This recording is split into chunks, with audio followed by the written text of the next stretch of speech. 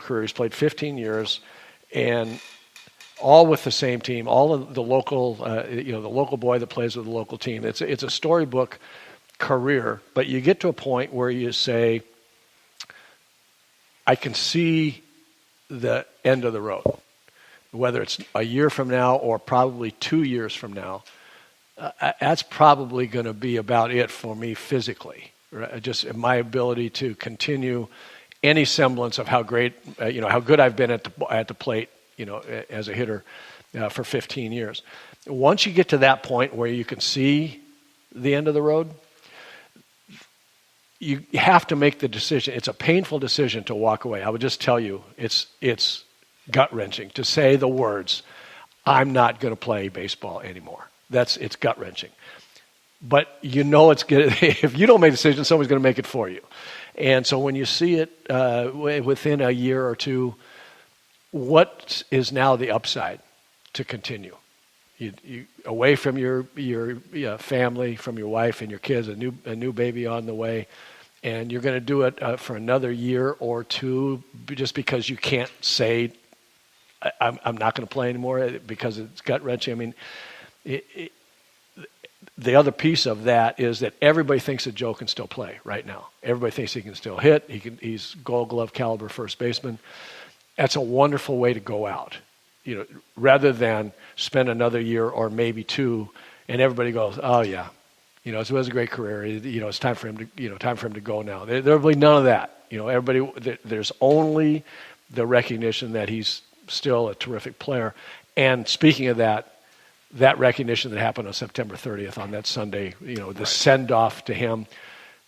You walk away. I mean, you see, there's no upside, in my view, for him other than I can't walk away. There's no upside for him, family-wise, community-wise, career-wise, and then we haven't even talked about his health, and he talked about the concussions and, not wanting to ever go through that again, which is maybe first and foremost, should be first and foremost. Maybe it was for him, but all of those things, for me, it's a no-brainer. It wasn't a no-gutter.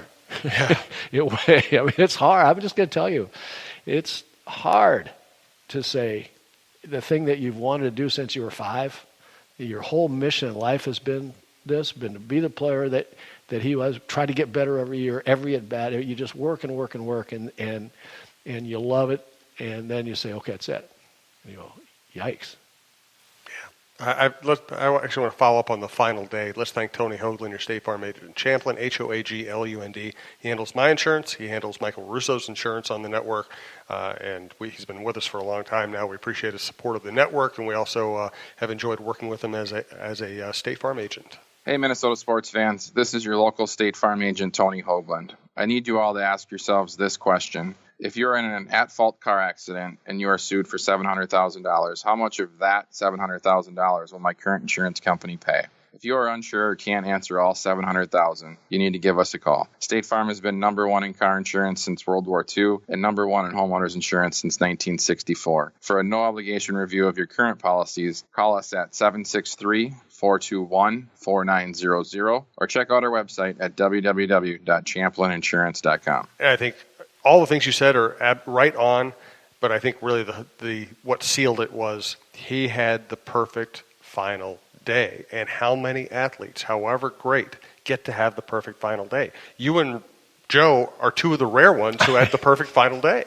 Yeah, and he had such a. I don't want to put my career next to him at all in the same sentence. But on the other hand, I mean, my last at bat in the big league, I got the opportunity to have my last at bat in the big leagues be late in the game in Game 7 of the '87 World Series with the game on the line. I mean, 2 guys on and in a 2-2 ball game. I mean, and we ended up that was my last at bat. We ended up winning, and I get a chance to to retire after that, and it made the decision.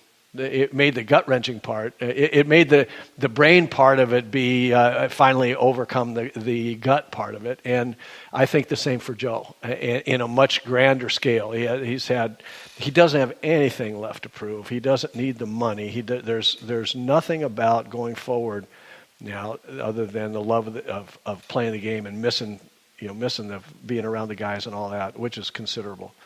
But then you get that last day, and you say, okay, what's my retirement going to look like if I don't go out now? Yeah. What will the day be like next time?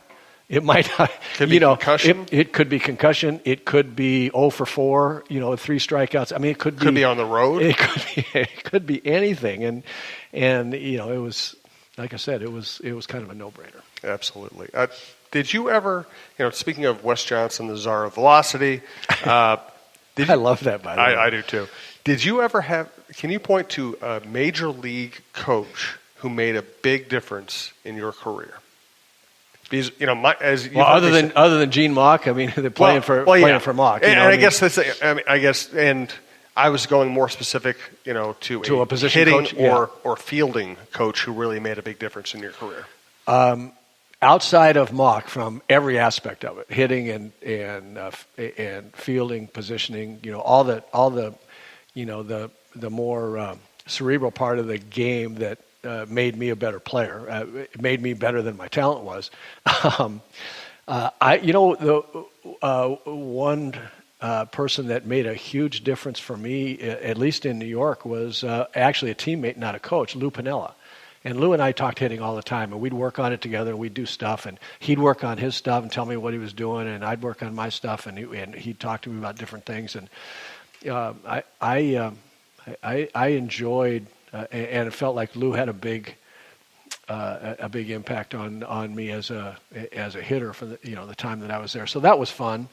Tony Oliva, just talking with Tony over the years, Tony had a big impact on me as well as a hitter. So I would say, those guys primarily. I mean, I can't say enough about Gene Mauch and what his tutelage had meant to me in so many ways about understanding, knowing more and more about the game in all facets. But after that, I really didn't have a specific coach that I thought impacted my career other than Sweet Lou and Tony O from a hitting standpoint. It's interesting that I've gotten that kind of answer from so many quality players over the years, where they say, "Hey, do you want the best possible coach on the staff? Yes. Do you want somebody who gets along with everybody, who works hard? Of course. It's not a non-important position." I've just always said that, the first thing, because of the nature of football, where coordinators get blamed for so much, as soon as a baseball team struggles, everybody wants the hitting coach and the pitching coach fired. And I just usually think that's an overreaction. I think most players find their own counsel. And I go back to Torrey Hunter. He never really connected with a major league hitting coach. He didn't hate him or anything. He just didn't really think that they were the perfect person to guide him. So he talked to Bobby Bonilla. He sent videos to people he trusted. Bill Springman, who was the AAA hitting coach, who kind of got him going. He confided in him. He talked to other players. He just didn't rely on the major league hitting coach. It's hard to know. It really is hard to know as a player, working with a hitting coach, because some of the things that a hitting coach will tell a guy, and it just depends on the hitting coach's philosophy, whether he's a czar of mechanics, or right, whether he's more of a mental guy, But there's so much to hitting. There are mechanical changes that I think players can and should make oftentimes, but along with that, there are other things like what's your mental framework? What's your frame of mind when you step in the box? Are you aggressive or are you tentative? Do you have a plan or do you not have a plan? If you do have a plan, is it the right one? Should you be looking for a fastball on the inside corner of the plate all the time when guys are throwing you sliders on the outside corner? And we've talked about that kind of stuff. So, are you comfortable with? So many times I've heard guys say, hitting coaches say you should be trying to do that. No, I'm not comfortable with that. Well, what's a hitting coach going to do with that? Right.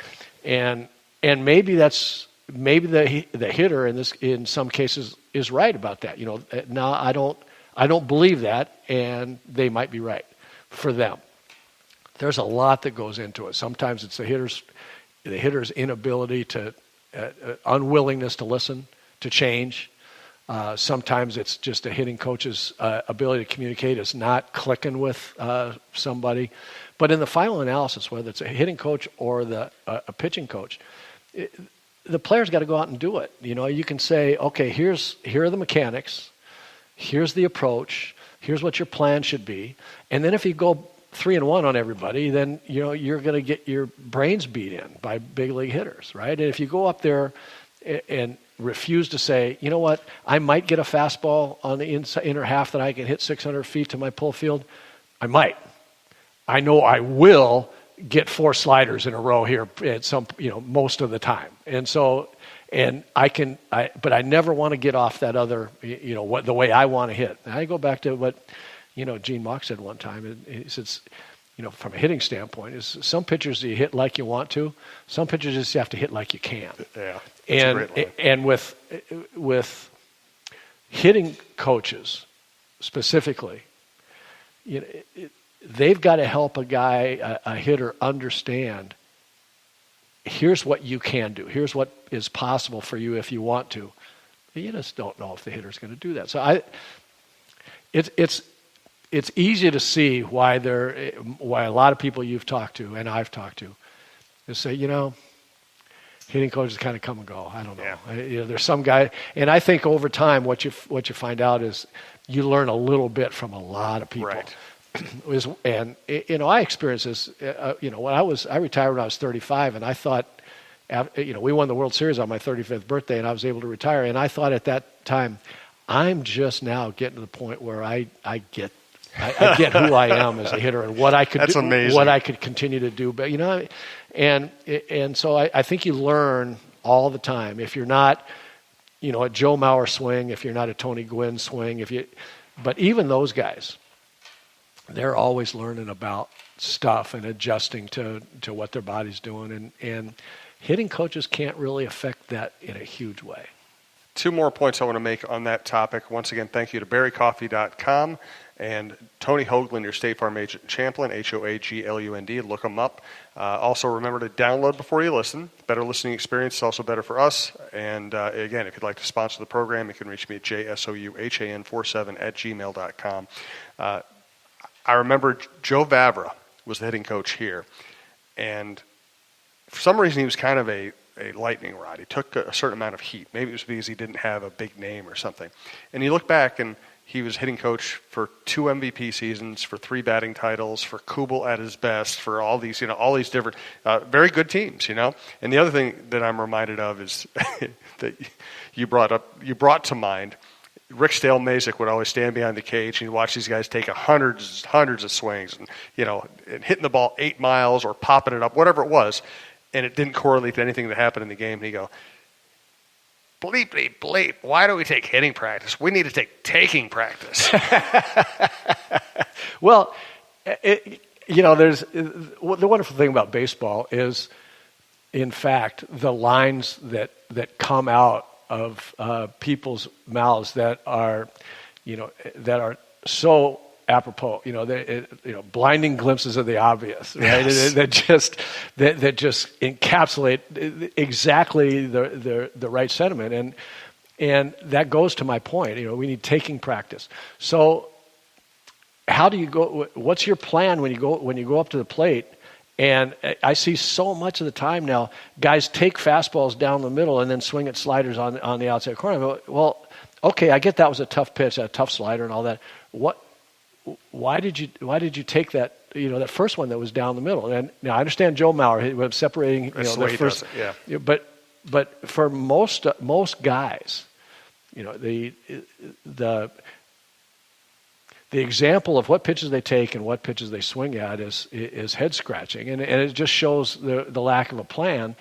And I know for a fact that Joe Vavra had a plan for each hitter when they went up to the plate. And I know that James Rowson, I know this because I've talked to him about what's the plan for this guy or that guy against this pitcher, and I know that he has talked to the hitters about what the plan is. Okay, are they doing it or are they not? I mean, there was here's a Here's a story from my college days, and I won't mention